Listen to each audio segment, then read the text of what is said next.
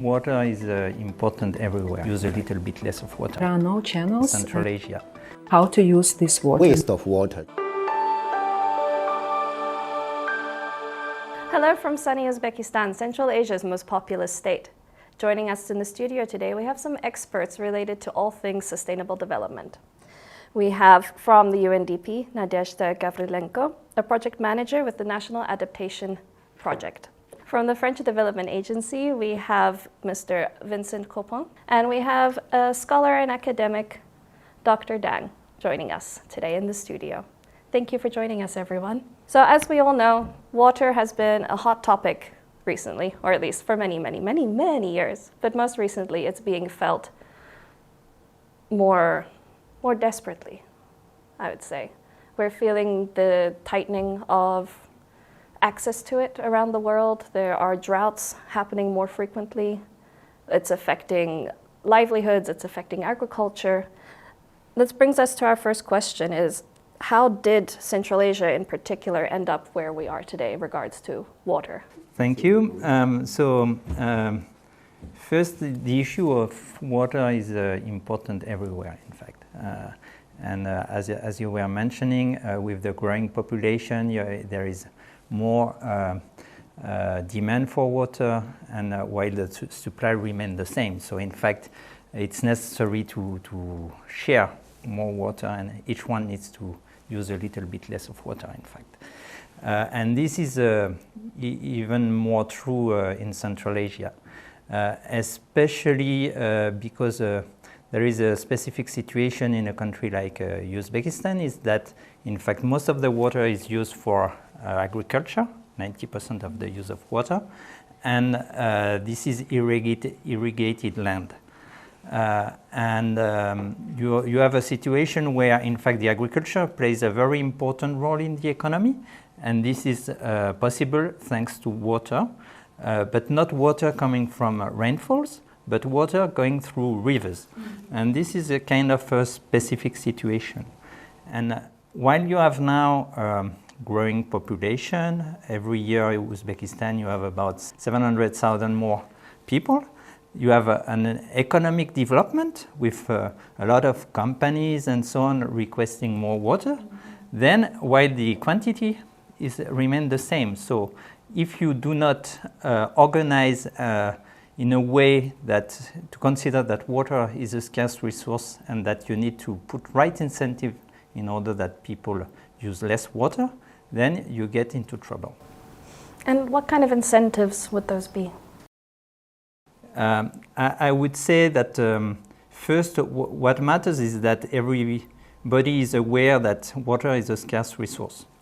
It's not something that you can use without any kind of considering that you need to take care of what you are doing. And so you have two kind of ways for that. The first one is education, and that at high school, middle school, you have kind of specific courses explaining you that. And the second one is price, in fact. When you have to pay for something, and then you take care of it, because you know it costs your portfolio. Yes, recently one of the advisors to the Oily Majlis here in Uzbekistan mentioned that if German citizens had cheap access to drinkable water, like in terms of a bucket, you could afford a bucket of drinkable water for less than €1, everybody would use it to fill their swimming pools. Mm. So this brings us on to the topic of how do we mitigate the water crisis, but without damaging the economy? And in terms of the agricultural sector, does it have to do with changing the technologies or techniques they are using for irrigation? I guess it would be really necessary, especially for Central Asian countries, in particular Uzbekistan, to think about to change the water and irrigation system completely in the next decade, because there are obvious signals that right now most of the wasted water are due to the outdated irrigation system in Uzbekistan. So basically, if we calculated the per capita water volumes, actually Uzbekistan is not really in shortage of water compared to many other countries in the world, for example, Israel. But the irrigation system actually consumed, a lot of water that actually kind of waste of water according to the standard of Israel. Yes, and actually Uzbekistan is a country that with high population growth rate, and also the challenge is that the water resources are not from Uzbekistan, but more likely from the mountain countries, the neighboring mountain countries. So that's why it is actually even more necessary, I would say, for the government to design a comprehensive package and strategies in order to, update the irrigation system so that most of water can be saved. So because I am in the expert community under the Competence Center of Technology Transfer under the European Commission, since a few months ago. So we might understand that the European Union and also Israel, they have the most advanced green technologies for water savings and energy savings. So there would be a large room, for future collaboration between Europe and Central Asian countries in order to transfer the most recent and most up-to-date water-saving technologies, and in order to, cope with the challenges of the water resource shortages in the region. Let me just add one else. I just think that also one of the measures to mitigate maybe some impacts on water resources is the way to adapt to this situation, especially if we talk about some impacts on climate change, because water resources is really depend on these issues. And adaptation process is really depend also on some assessments. If, for example, if we talk about the vulnerability, and regarding our project, we made some research this year. The focus was water resources and agriculture. And we collect not only some climatic information, but also some statistic information for crops, energy using, and also on some GDP for all regions. And what we saw, if we talk about some planning or some activities, the first stage is the data, what we have. And yes, we have some gaps on this issue, not if we talk only on climate information, but also on statistics, especially if we want to analyze some situation on rural places, because at this stage we have no data.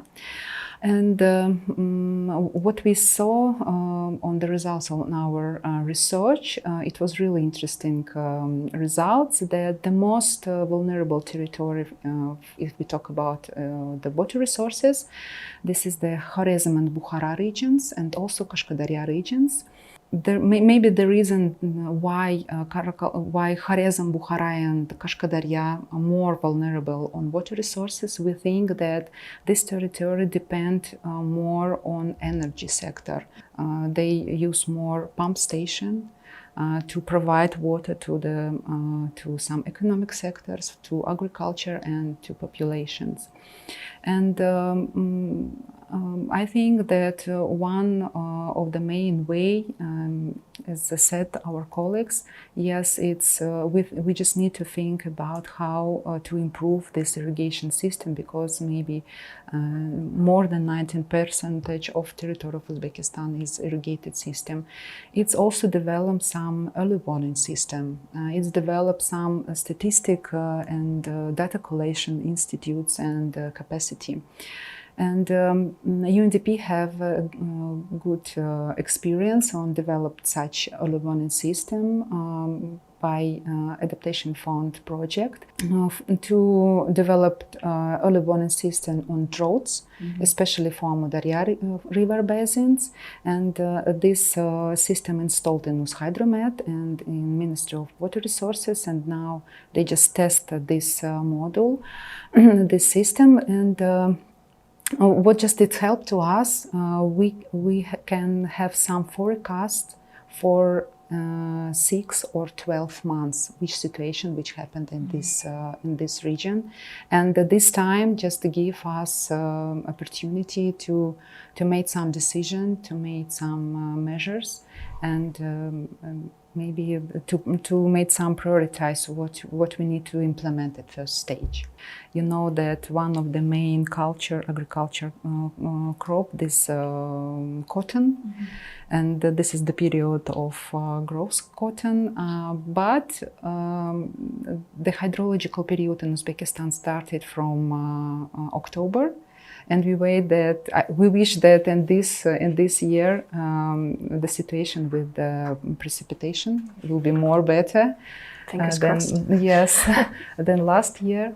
Yes, and as I know that Agency of Hydrometeorological Service, they on a good connection with international institutes and research institutes too, and they just manage this situation with modeling and some global forecast, because we just depend on this global information too.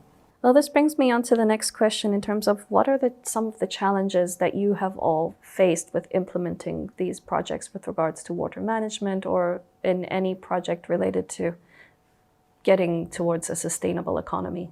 Okay, maybe, so we already talked a lot about water for agriculture. Maybe let's talk about water for households. There is an important program from the government of Uzbekistan to provide drinking water to households, and it requests a lot of investment, and this is managed by Uzbekistan, the agency, and with the support of financial institution like the French Development Agency, but as well the World Bank, as well the Asian Development Bank, and so on. What we need to keep in mind is that building the infrastructure to provide drinking water, but as well, in fact, when the water has been used, you need to have sanitation, because you don't want to put dirty water back in the nature like that. It requests money, it requests investment. And somebody has to pay for it. Because water is free, kind of. If you go to the bank of the river, you can fill in your tank and for free. But to get the water in your house, this costs a lot. So far, in fact, the price of water in Uzbekistan, if you look at internationally, is very low, in fact. And it means that those investments are mostly subsidized. And it's not the user that pay, but the taxpayer. In order to be able to develop this the important program of investment, it's important that people are aware that it makes sense that they pay a little bit more the price of water because they get a service, and a good quality service that is important for the quality of living. So obviously you have some very poor households, they cannot afford to have a very expensive water, so you can have specific program to assist this kind of households. But in the medium to long term, in order to be able to provide drinking water for the entire households in the country, there is an issue of tariff that is on the table. Yes, for the tariff system, I think it's important, especially for Central Asian countries, because it's not well developed compared to many other parts of the world. For example, one of the tariff systems I can think of as economist is the progress tariff. It means that for every household, there is a tariff for the basic use of the water. But if your monthly use of water is above the basic amount, you should pay more. You should pay additional cost.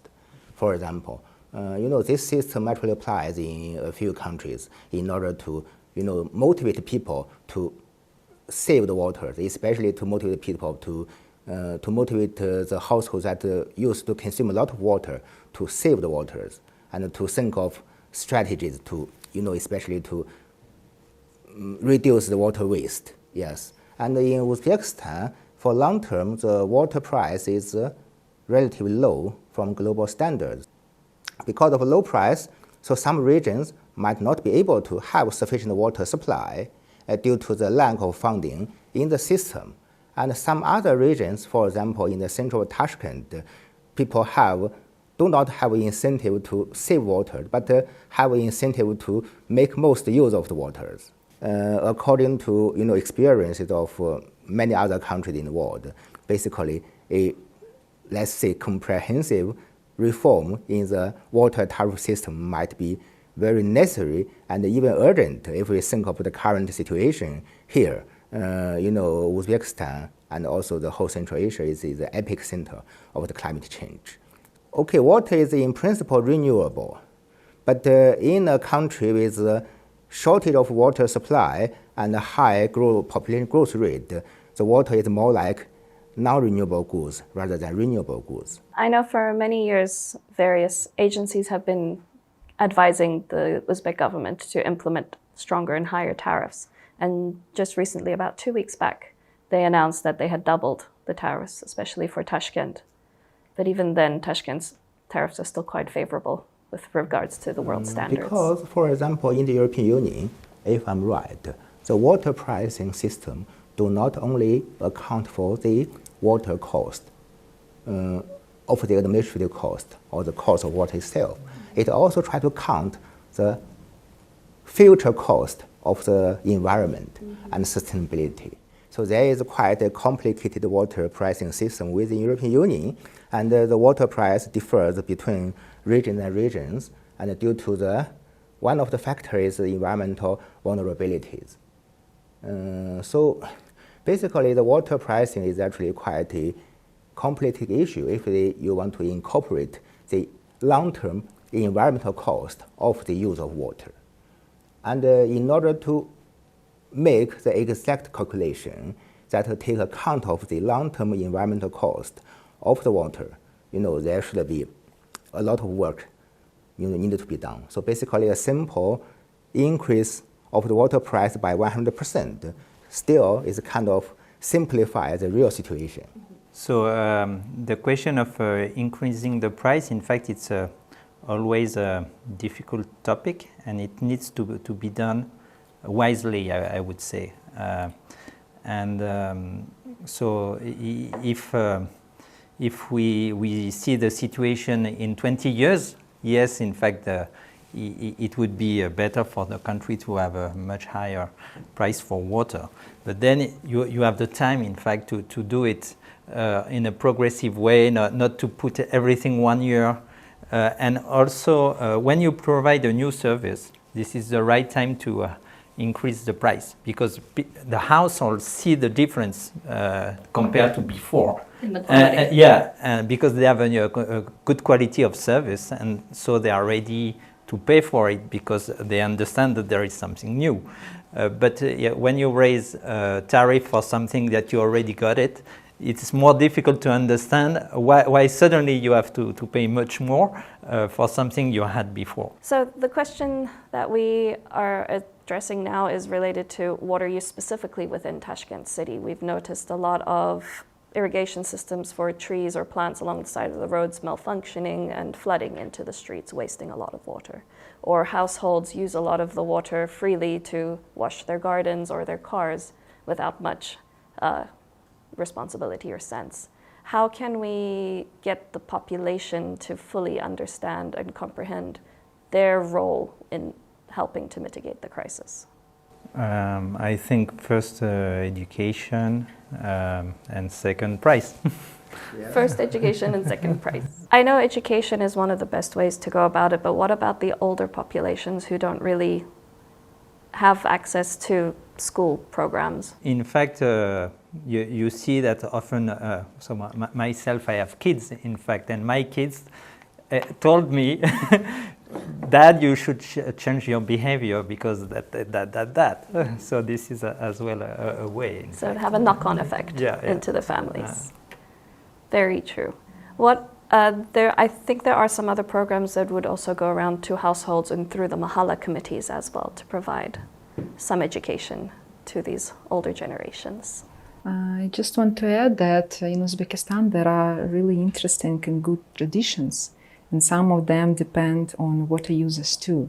Maybe we just forgot about this, because I remember in my childhood we have too much channels, and we can use this water for